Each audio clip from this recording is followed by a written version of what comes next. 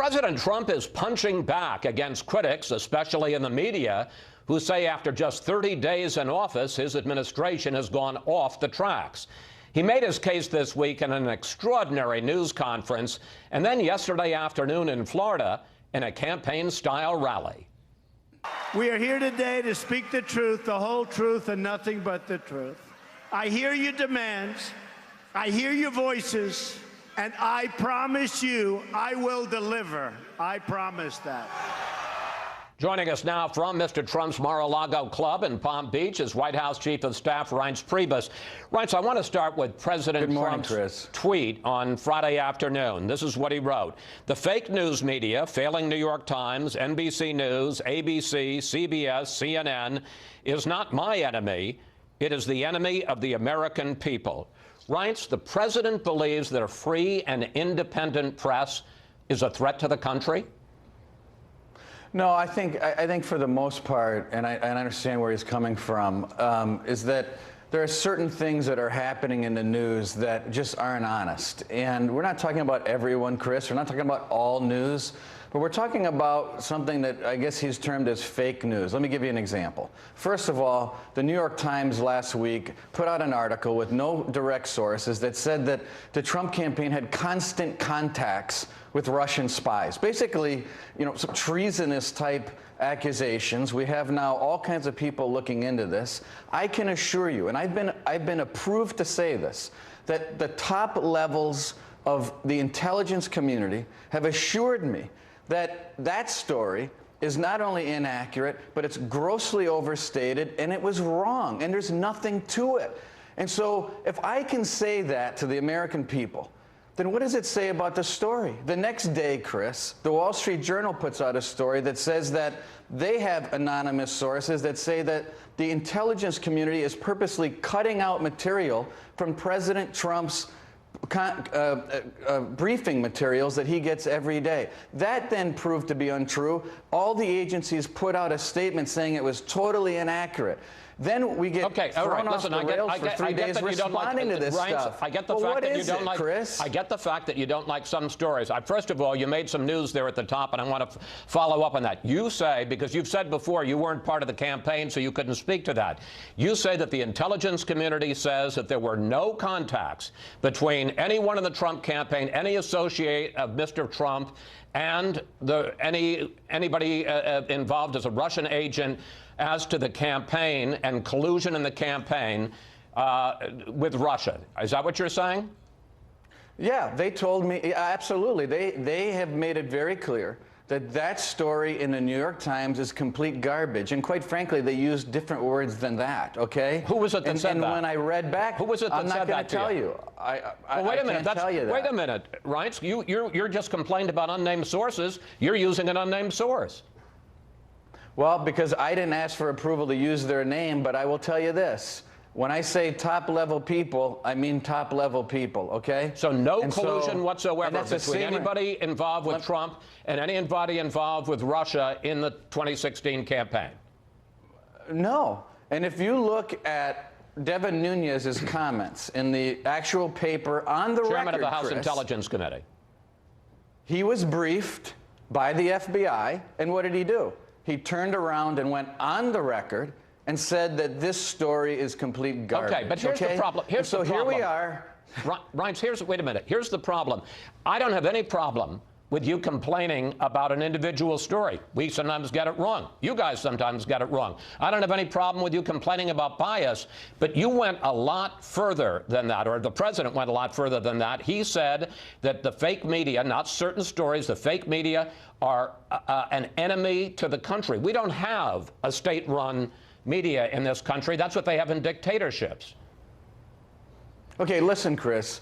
It's not just two stories. Then it's followed up by 24 hours a day, 7 days a week of other cable stations, not necessarily Fox, that all day long on every chyron, every 7 minutes are talking about Russian spies, talking about the intelligence community, talking about how me and Steve Bannon don't like each other and what's Kellyanne doing. All this just total garbage, unsourced stuff. Listen, there's nothing wrong with background. Reporters need background information. We need to communicate with reporters and give reporters context. All I'm saying, though, is if you're going to come out with this, if you're going to come out with this story that says Russian spies are talking to your campaign, my God.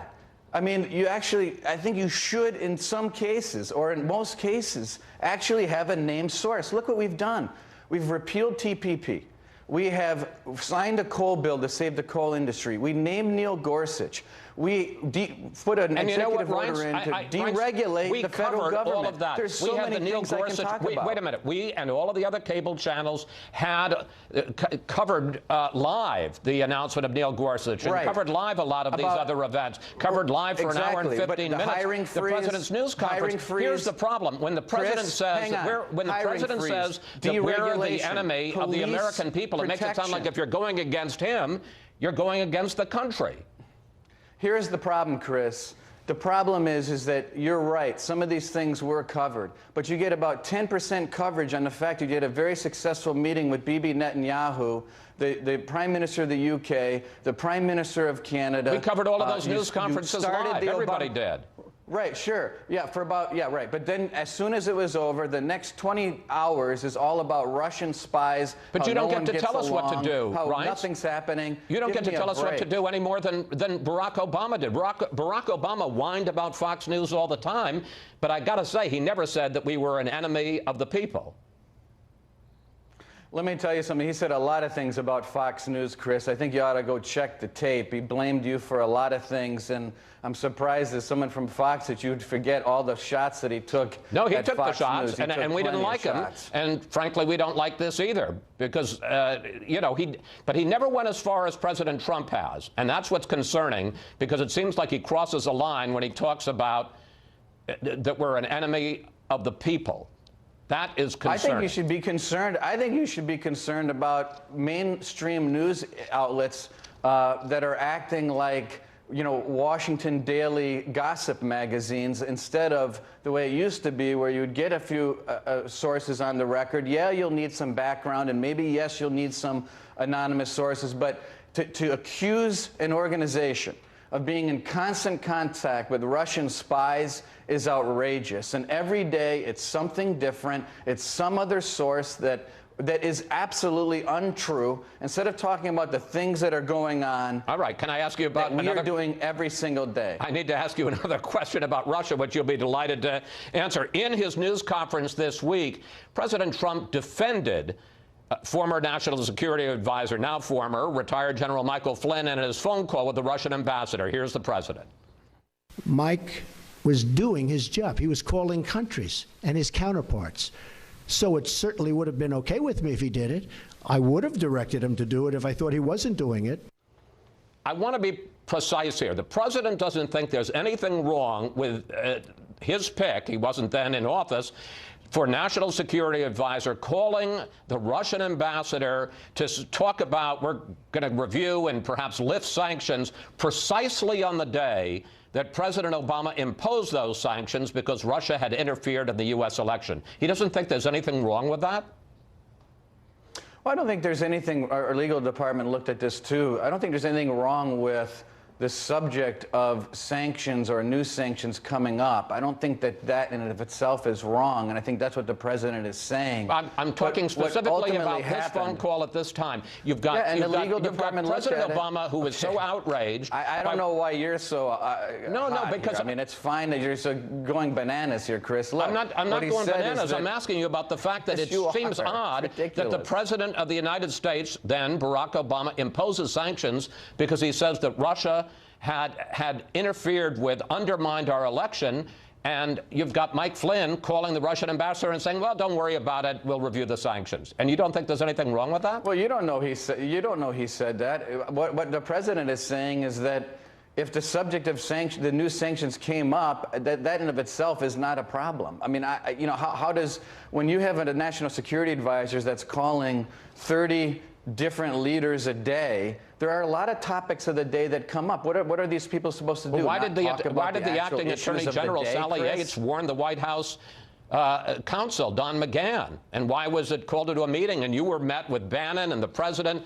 Why did all of that happen? Obviously, there was something troubling what do you mean, why did in it that happen? conversation. It happened because Sally Yates alerted and gave a heads up. It was later determined that there was no investigation ongoing. We looked at the matter. The legal department determined that there was nothing illegal that happened in the conversation, but then the issue turned to whether or not Michael Flynn was being honest and direct with the vice president, and ultimately the president determined that it was an unsustainable situation, and he fired, or he asked for the resignation of Mike Flynn. I mean, Reince, let me that's ask, what happened, and let that's me where ask you we're about at. that timeline, if I might, because the acting attorney general notified the White House on January 26 about discrepancies between what Flynn had told Vice President Pence about the call and what transcripts showed Flynn had actually said. But while the president and Steve Bannon and you all knew, the vice president didn't find out till he read it in the paper on February 9th. Question: why didn't you, as chief of staff, tell the vice president over the course of 14 days? Well, look, here's what happened. Yates came in, gave a heads up to the White House counsel. White House counsel looked at the matter. The next day or the day after, the investigation was closed and no longer going on. Then the issue shifted to whether or not something was done that was wrong. The vice president was then looped in on the situation, and we talked to the vice president about whether or not Michael Flynn was being honest or not. The vice president knew that there was an FBI interview. And then ultimately we decided, after about 10 days, bringing the vice president in, that we decided that he wasn't being honest. That was the timeline. It happened very quickly, Chris. But the vice president says he didn't know for 14 days that he had been misled by Michael Flynn.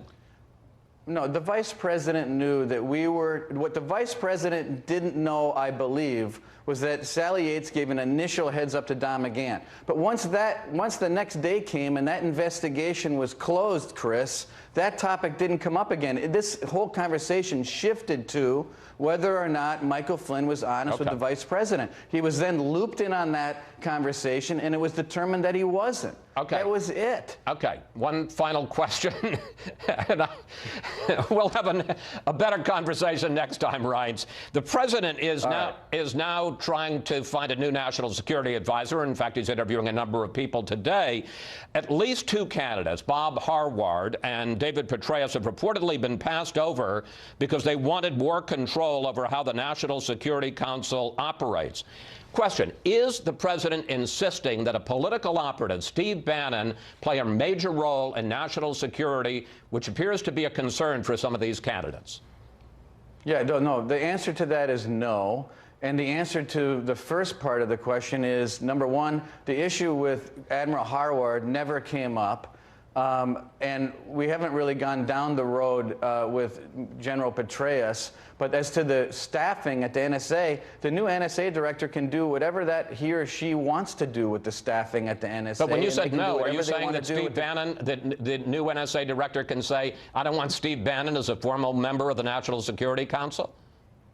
The president has said very clearly that the new NSA director will have total and complete say over the makeup of the NSC and all of the components of the NSC. And there is no demand made by President Trump on any candidate for NSA director at all. So including getting to Steve Bannon out. Because it's very unusual to have a political operative in that role. So those reports that you're citing, those are more fake news stories that are completely untrue. We've never put demands on an incoming NSA director. The NSA director can do whatever he or she wants to do with the NSC and the makeup of the NSC. And the president has been very clear on that topic. And again, here we go, talking about more news articles that are not based on fact. But you know what I did, Reince? But our word doesn't matter. I asked you about it, and that's how good reporters find out whether or not something's true. Well, you're a good reporter, because you're a good reporter. Reince, thank you. Thanks for your time today. Always good to talk with you, sir. All right, thank you.